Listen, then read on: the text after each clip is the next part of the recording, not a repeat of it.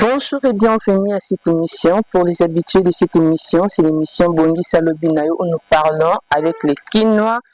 Quinois, peut-être Reva Saka, Bafan Nabanda, Kwazoluka, Alia Fufelala, Maman Sembela Elipa, émission où Ezapo Nabino, il faut que l'Axabino Ndengeni, il faut Bongi Salobinayo, Bongi Salobinayo. Qu'est-ce qu'il faut? Il ne faut pas la magie, Zosenga Pelo, comme la gravité, Zosenga concentration, la détermination. Donc, les émissions Nabino Bakinois.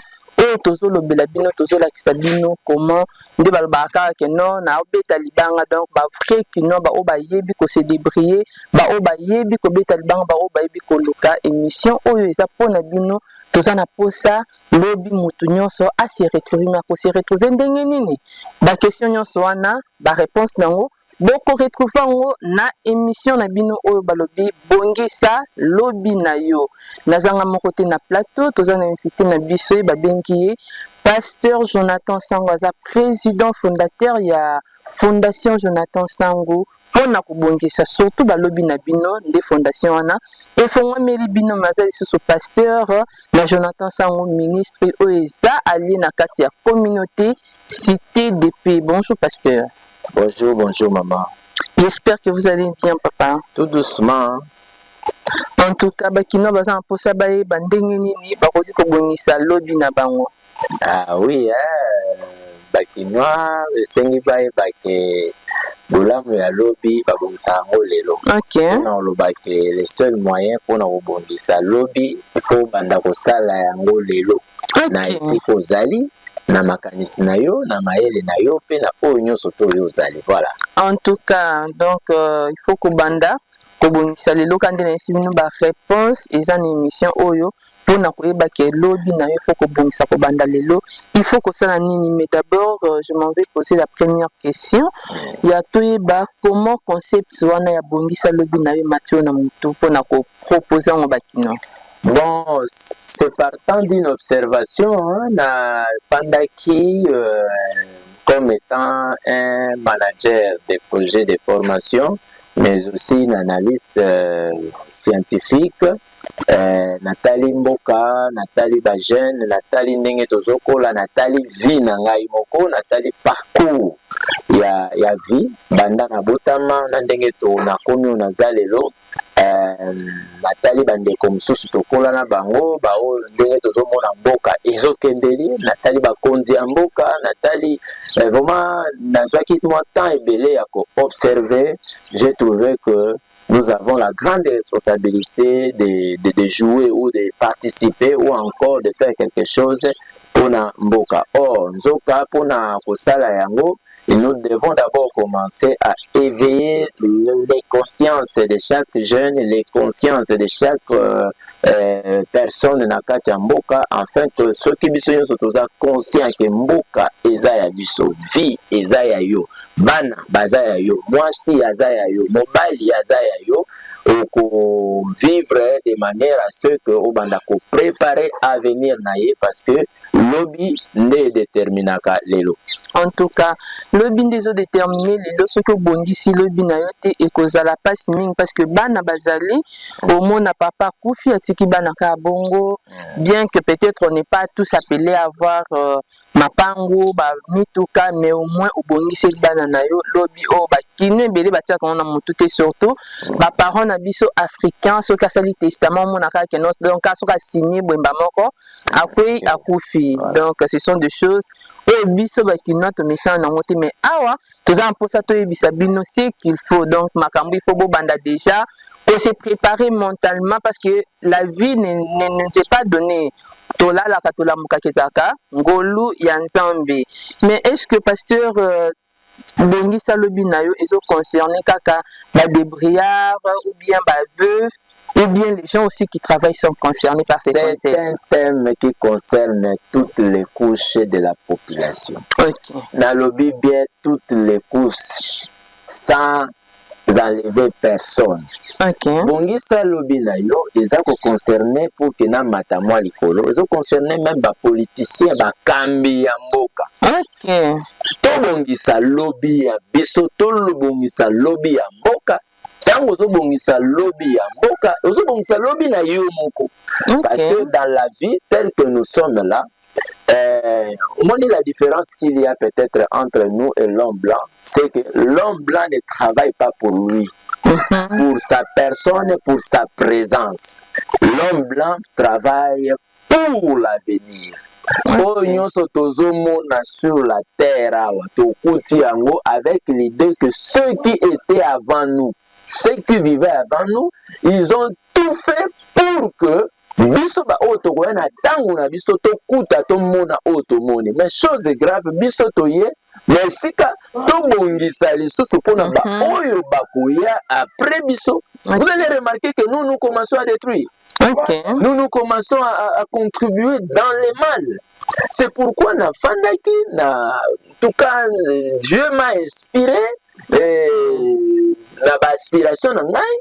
J'ai pensé à ce thème bongisa lobi na yo, to bongisa lobi mboka, to bongisa lobi pour être lobi nde ekozala meilleur pour na yo, pour na ngai. En tout cas, lobi ekozala meilleur quand des pasteurs lobi concept o eza pona kaka bato tolobaki ba de brillard, donc peut-être moto asala salon de coiffure ou bien moto ake kaka moi ba bloka mike mais so concerné bato nyonso ti na ba couche politique, mais petit à petit, on va y arriver. Potoye beso simba couche politique na niveau nini. Comment couche politique qui ko bongisa lobby na bango parce que biso toye baka ke bango déjà bakoki babongisa déjà vi na bango donc il faut toye bandenge nini.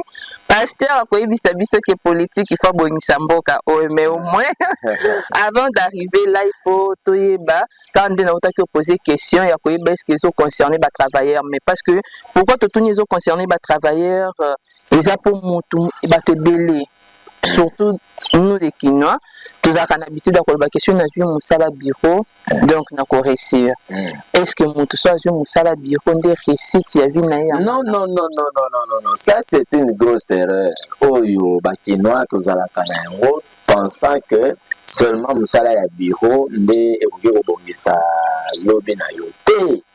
Moussala nyonso tout d'ailleurs tous en émission ecclésiastique était mais et cela ne nous empêche pas tout ça référence moko ya Bible. La Bible dit même que tout travail procure de l'abondance. Pour na kolobake Moussala nyonso tout oyo mutu aza kosala eza question o se valoriser na oyo zo sala. Voyez un peu, même si vous êtes commerçant, vous pouvez vous valoriser na oyo zo sala. Vous êtes politicien, vous devez vous valoriser na oyo zo sala. Vous êtes pasteur, vous devez vous valoriser na oyo sala. Écoutez, il n'y a pas un travail qui ne vous procurera pas de l'abondance. Il n'y en a pas. C'est-à-dire ceux qui ont au sérieux, au moins madame, même avec votre domaine en tant que journaliste, si vous-même vous prenez conscience, vous vous investissez corps, âme et esprit, je vous dis que le même travail ici va vous procurer de l'abondance. Parce que le grand problème est ça, on s'alayango malamu en âme et conscience et puis on éviter, on empêcher toutes les difficultés, on empêcher yo au développer lobby. Et puis dans aux salayango et sengi oyebaka que avant yo salango bamsu ba salayango. En même temps oyebaka pe que tango yo zo salayango bamsusu bazape kuna bazoluka pe bakoma lokola yo. Alors déjà tango yebi le passé et le futur, tu vas travailler avec l'idée de faire mieux. Voilà. En tout cas, on va travailler avec l'idée de faire mieux, mais comme Pasteur l'a déjà expliqué, ce n'est pas seulement le travail qui procure l'abondance, mais il faut ça, le travail, quand on parle du travail, on parle plus du travail du bureau, parce que la mission sous ce côté plutôt dans le domaine il y a aussi des bris. Moussala César Moussala Mama, même Chayer. Même moi la personne qui vous parle avant de devenir ce que je suis Chayer, je suis un vendeur ambulant dans cette ville de Kinshasa. Je vais vous montrer comment est-ce que Okoki Kobungisa Lobinayo tout en étant vendeur ambulant je m'investissais jeune yokanga bien tout tout en étant commerçant, vendeur ambulant, je m'investissais à mes études. Je peux vous dire que nga nazwi lisungi te ya tata to mama to yaya to ndeko moko boye asoutenir yo ndenge bana mosusu bazwa occasion opportunité ya loko yaya ndeko mosusu azosunga ya afutelaki minerval. Non, moi je n'ai pas eu ça. Elingi koloba te ke baparents bazalaki na mauvaise foi. Non, ils n'avaient pas de mauvaise foi, mais c'était les circonstances esalaki ke bazalaki na bapossibilité wana te. Moi-même j'ai compris, j'ai dit que nous, et na bongisa lobi na nga natalela kaka papa mama te. Et j'ai commencé tout en étant vendeur na okende koteka ba maki ozomona bandeko bazoteka wana ba makasi ozomona wana nateka ngo nake na tambo na yebi Kinshasa coin. Voyez un peu nazotanga biro nini yebi nga te na Kinshasa awa na ba demande d'emploi na ngai. Mama Kinshasa oyo ba biro ba papier na ngai ya ba demande d'emploi eza na bandako ebele na Gombe wana ozomona. Mpona nini nazalaki na vision ya kobungisa lobi na ngai. Ati lelo nazotambola na idée wana, c'est pourquoi même c'est là où je tire cette inspiration ya koyebisa bandeko ya koyebisa couche nyonso ya population tobongisa lobi ya Congo. Tobongisa lobi na biso, tobongisa lobi ya bana, tobongisa lobi pote lobi nde ekosala ke biso tozala o esengi tozala na mission ya bato. En tout cas, il faut kozala na idée wana ya kobongisa lobi parce que nalingaki juste kaka na sala moi bon ils avaient moi sous question ya moké par rapport à ce que vous avez dit le temps on bandé ko se débrouiller bandé comme il faut la classe mais les autres monde bano ba oteka ba mai ba kata classe ce qui fait que ba ko kotanga te na moi miki ba il manque la conscience ya kobongisa lobi na ye tango zozwa moké esengi ko préparer lobby à partir ya oyo zozwa. Voyez un peu. Imaginez déjà que dans ta vie ozana no jeune bongo mais peut-être to lo baka na cadre que ozana mutu kosunga yote. Esengi ozwa conscience. Oyo ba ke yo moko so bongisi vie na yote. Lobby c'est toi, mutu kosala lwazate. C'est pourquoi nous tous dans thème oyo mama okomona yo moko tango to développer ngo oko remarquer que awa exact système ya ezui. Soko to koti côté ba pasteur to lo côté ba kambia mboka kutu wana nde to ebite ni ntokoloba ekiti na bandeko na biso na tekaka o na sala ka o na kenda ka bo na sala ka boye bongisa lobi na yo okomona lobi ekokoma kitoko. En tout cas bongisa lobi na yo parce que ils ont concerné ba couche nyonso peu importe couche ceux qui au tali vina yo la lelo te tala tapo na bana donc bongisa tapo na bana yo peut-être oki ko souffrir mais bana na yo bazala na vie ya malamu de concept o ya bongisa lobi na yo vraiment et makasi peso concerner mutu nyonso pas seulement les Kinois mais les Congolais en général parce que ba Congolais to vivaka na sans espoir du demain donc aujourd'hui vraiment kakola bulu yeke aujourd'hui vraiment munyoka soka aboti mwana we ake gauche ake droite na ndengo kendeli soko obiki so yipo kokufa kuna okufi. La vie ne peut pas être comme telle. En tout cas donc il faut koyeba vraiment ba concept o nde ezo edende na lobaki za masolo na biso na ba Kinois. Donc, qu'est-ce qu'il faut faire? Peut-être, tu penses grand, tu rêves grand. Voilà. Aux anons bien sûr, mais il faut déjà quand tu penses grand, tu rêves grand.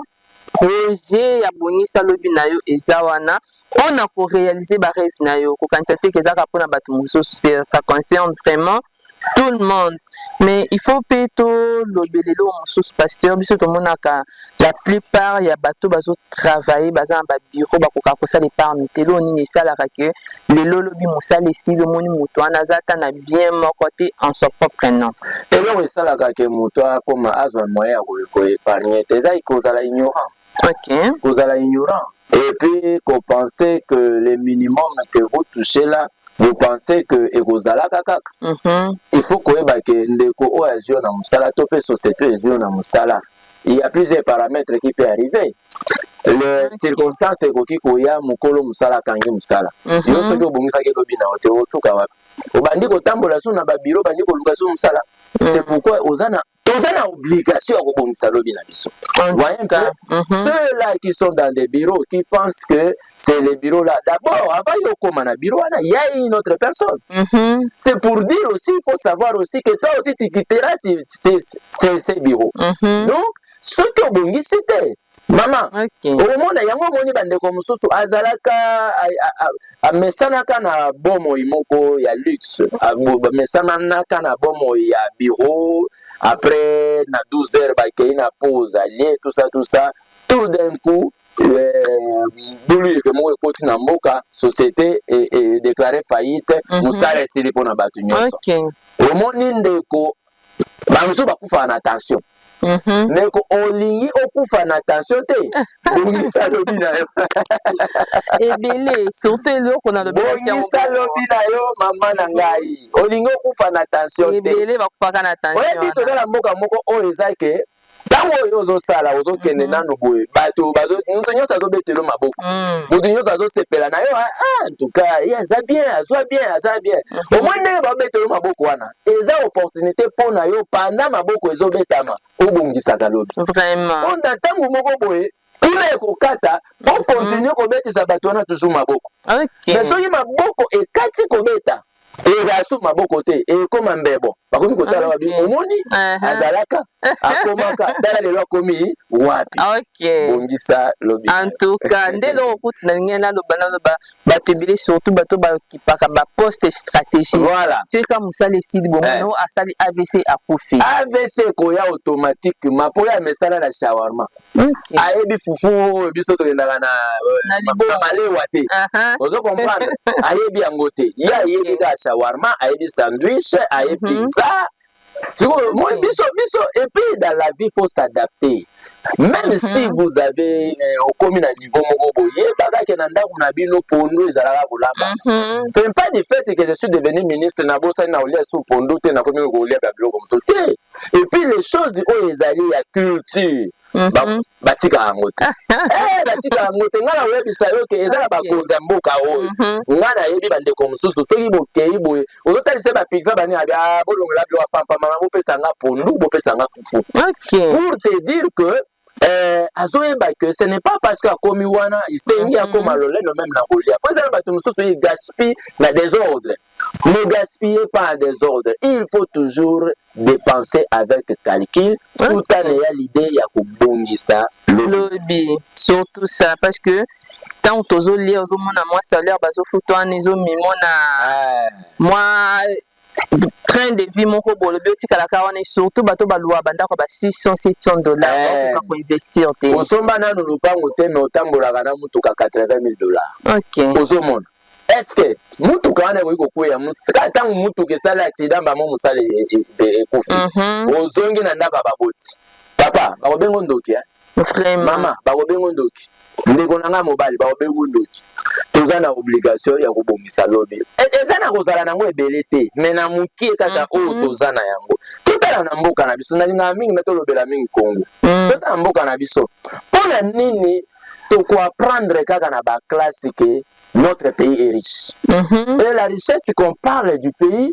soki babandi kotangela mama okokima soki babandi kotangela yo bandeko basala étude ya mabanga ya talo to biloko ya talo eza na kati ya mboka oyo yo moko olobake toza na mboka moko oyo eza paradis mais qu'est-ce qui fait que oyo mboka na biso ezala lolenge yango ezali ndeko nanga natamboli nazwi mwa ngolu moke ya kobima kaka libanda ya kotambola mwa moke natali oyo namoni na libanda na ye natali mboka na nga nayoki mawa namoni ke toza na obligation ya koteya sango koyebisa bandeko tobongisa lobi ya mboka tobongisa lobi ya Congo tobongisa lobi na biso moko kobongisa lobi ya Congo eza kobongisa lobi na yo moko eza kobongisa lobi ya bana na yo eza kobongisa lobi ya libota na yo Voilà.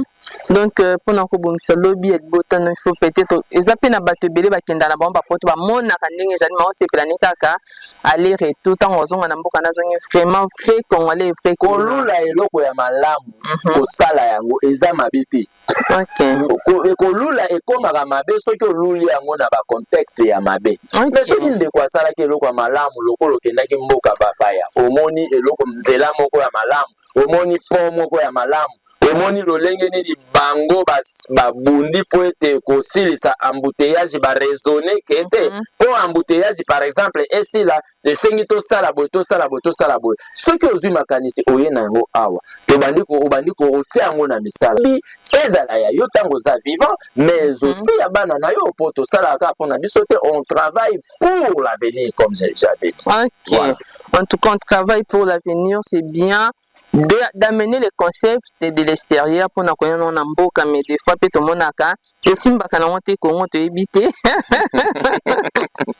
ce que simbaka te ezali po tango ngai nazwi likanisi ya kobongisa ndeko mosusu azoyebisa ngai alobi ye akanisi ye moto akobongisa Congo. Donc apose question déjà apose question mpe ntango azopose question wana azosala baacte oyo ekodétruire oyo ngai nazobongisa. Voyez un peu, je ne veux pas toucher encore beaucoup de choses là-dessus mais oyo eza important eza yo ntango ozwi likanisi ya kobongisa esengi obongisa na motema mobimba vraiment na lolenge nyonso napesa esu ndakisa moko ya moke nakeka na domaine ya nzela ngai naza na matete awa omoni toyebi ke banzela eza ya kobukana eza ya kosala boye kosala boye kosala boye mais j'ai aimé la manière dont j'ai vu une route là on a construit ça parce que place wana banda batongaka ebongaka te na banunu awa ebongaka te mais ntango naleki namoni premièrement batie nanu couche moko normal après deuxièmement baye kotia mabende après baye kobakisa lisusu couche ya béton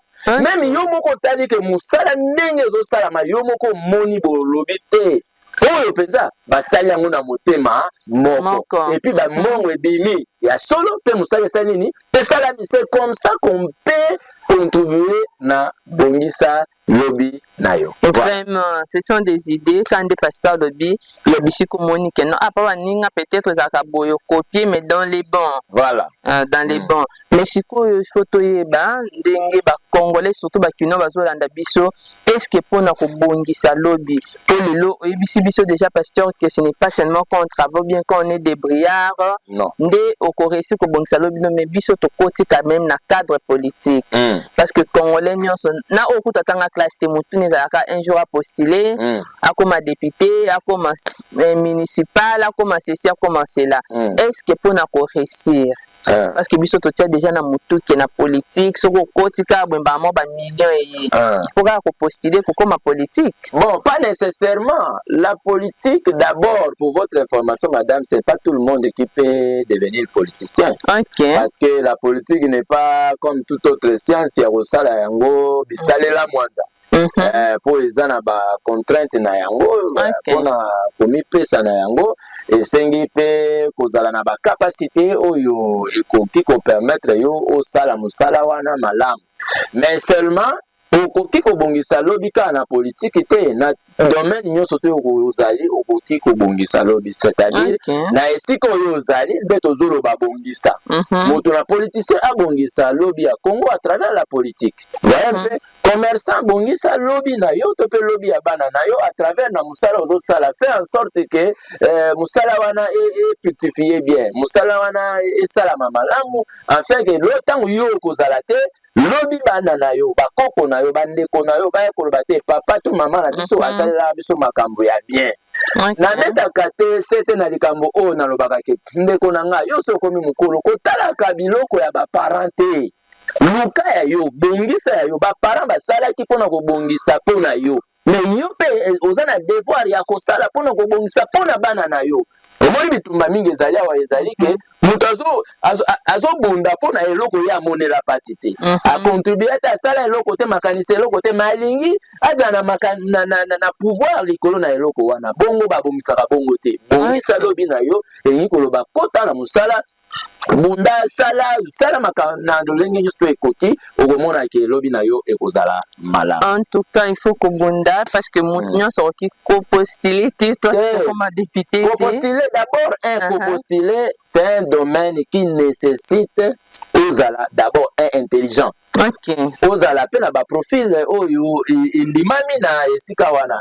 Déjà yo mo komona ke olingo postulé bakuna balobi ke esengi ozala na diplôme boye yo ozala ya mbote. Vous êtes d'office écarté. OK. Pour te dire que musala nyonso ya mutu nyonso te. OK. Voilà, musala nyonso ya mutu nyonso te. En tout cas, mais quand même tous en pour ça toyeba na politique ba o baza lelo ba politicien, est-ce que concept wana ya bongisa lobi na yo ezo intervenir na niveau nini? Concept ya bongisa lobi na yo ezo intervenir na ba niveau nyonso na lobaki on est bandé. Tout en étant politicien. Tango yo au côté politique, au côté on a makanisi nini? C'est ça le grand problème. Voyez un peu, et ça ndeko mosusu à côté politique parce que en soi il est pauvre. Amoni bandeko mosusu ba politicien ndenge baza ko émerger à travers la gestion de la chose publique. Parce que ndenge na lobaki na émission mosusu mutu akosa yo te mbongo ezalaka na politique. On a dit to lobi mbongo ezala na politique parce que la politique ezali art ya kokamba batu ebele. Tango okoti par exemple okomi moko na bakambi ya mboka elingi koloba bakosimbisa yo bakopesa yo mukumba ya munene. Alors mukumba kidi mukumba elingi koloba batu bazali wana elingi koloba pe mbongo ezali wana. Alors la politique esengi maintenant yo yeba nini ya kosala et aussi posala na ba objectif moko bien défini afin que on contribuer na tobengi bongisa lobby na yo bongisa lobby à Congo bongisa lobby pour na libota na. Voilà. En tout cas, merci beaucoup pasteur. Quand lobby ils ont concerné Moutounion sur peu importe niveau, peu importe le oiseau ça là, il faut y bongisa lobby ya Congo pe lobby na yo nga na ramasser kaka ya Congo wana. Ndina tuni question est-ce que ceux qui montent ça politiciens terme au lobby bongisa lobby na yo ils ont concerné population congolaise, ils ont concerné yé moko d'abord avant tout. Ils ont concerné na yé moko politicien et concerné na population. Na yé moko ils ont concerné yé ndenge nini. Lelo ozwi ngolu ya kokoma oyo komi na kati ya na nzela ya politique. Et c'est ngo yebaka ke lobby ezali. OK. Ce n'est pas la fin. Oh, voyez un peu. Yo komi eza mabete. Makomi nzambe dotalisa biso ke toute autorité eutaka epai na nzambe tozondima penza ya solo bokonzi na yo ezali ya nzambe biso tokoki kotelemela yango te tokoki mpe koboya yango te parce que soki nzambe alingaki okoma wana te olingaki okoma te wana te. Peu importe les moyens, peu importe les techniques, peu importe les stratégies, peu importe, mais au moins vous êtes arrivé peut-être comme administrateur du territoire, comme gouverneur, comme bourgmestre, comme président de la République, comme Onyo Soto yo comme. Voyez un peu, pour la yo, bongisa lobby na yo ezali pe wana. Parce que après vous, il y aura toujours une autre. Parce que nous avons vu, il y a eu des autorités de ces pays, dans ces pays. Où sont-ils aujourd'hui? Ils ne sont plus là. Donc, Nzambe nenga sala mokili, mutoaza éternel azate. Mutoaza éternel azate. Donc, bisonyo sotoza na devoir, ceux qui na sali malamu. Lobi na ngai kozala malamu. Eza na bato babandaka malamu azo sala na ye musala na ye. Mais comme na tangu moko a BBC, ko bebisa wana est déterminé mbala moko futur na ye pe bebi mbala moko. Voyez un peu? Ça c'est pour les politiciens. Maintenant pour la population. Oza na devoir biso yo politicien obongisa pona biso o tozali ba population parce que politicien aza lokola mama aza lokola papa aza lokola noko aza lokola moko na kati ya bakambi to pe ba responsable ya libota biso bana toza na besoin to lia bien toza na besoin to tambola bien tozala besoin tozala assuré na makambo nyonso tozosala soki osalelaki biso malamu te moyen biso totambola malamu soki osalaki malamu te moyen biso tosalana te mais au-delà de ça nous aussi la population esengi toyebake eloko oyo basaleli biso biso mpe tozwi en quelque sorte part ya responsabilité ya kobongisa koentretenir yango basombi babisi mpo na mboka yo moko aname conscience ozwi libanga obambi na bisi wana bisi ekufi to ozwi moto otie nani abomi moninga population yo moko mibomi bongo koloba te ke ozokobongisa lobi na yo parce que peut-être esengaki to protéger oyo tomoni pour que soki politicien mosusu akoya kobakisa plus bazobakisa plus biso tozoprotéger omona ke vie ekozala malamu donc biso bapopulation toza na rôle na biso ya kosala politicien mpe aza na rôle na ye ya kosala. En tout cas, merci beaucoup, pasteur. Kakande tolobi kubongisa. En tout cas, lobi na yo eza na ba couche nyonso ezo concerné za la politique eza moto normal. Il faut koyeba ndenge nini koki kubongisa lobi na mais conseil nyoki ko apporter quand même pour na cité to suka na conseil nyoki ko apporter na population na bato balandi bongisa lobi na yo. Babongisa pe lobi na bango malamu. Conseil moko nazopesa ndeko nyonso olandi ngai basakanaka na vie te vie ya lobi obongisa ngo lelo. Peu importe ce que vous êtes, vous pouvez être pasteur, vous pouvez être politicien, vous pouvez être commerçant, qui que vous êtes. Bongisa lobi pour que yo moko lobi ozala na valeur. Moni lelo na mboka na biso tanto soki okei na bisika mosusu bazomona tango olobi kaka ke naza congolais contrôle oyo bakosala nation mosusu na oyo bakosala yo oyo ya yo nanga yanga yo nanga bazosala contrôle moko sérieux mpona nini selon bango bazomona ke biso tozali na conscience ya kobongisa lobi ya biso te mais il n'est pas tard ndenge ozali na esika nyonso ozali otekaka bongisa bombaka zazalaka na baculture ya kobombaka mwa ndambu po ete lobi na yo ezala pe malamu otikela bana na yo biloko ya malamu otikela mboka eloko ya malamu nzambe akozanga te kotambola yo. En tout cas, amen et merci beaucoup na pasteur Jonathan Sango aza président, fondateur ya fondation Jonathan Sango eza wana pona ko aider population, pona ko aider ba maman veuve, pona ko aider batu nyonso pe ba couche nyonso même les couches politiques.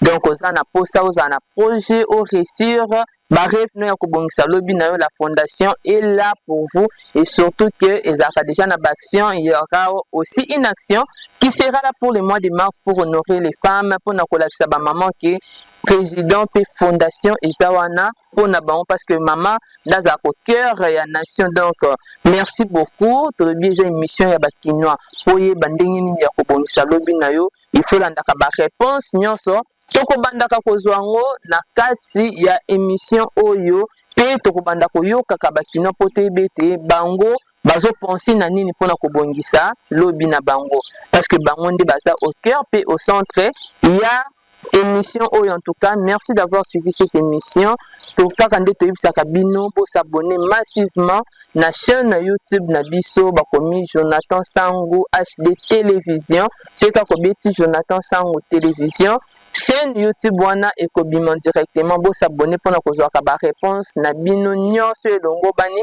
pe botindaka ba commentaire to pe ba question na bino to pe ba motivation nini oyo ezosenga na population congolaise pe kinoise pona ko réussir en tout cas ceux qui nzamba zoni te biso na bino tokutani mikolo oyo ezali koya merci beaucoup.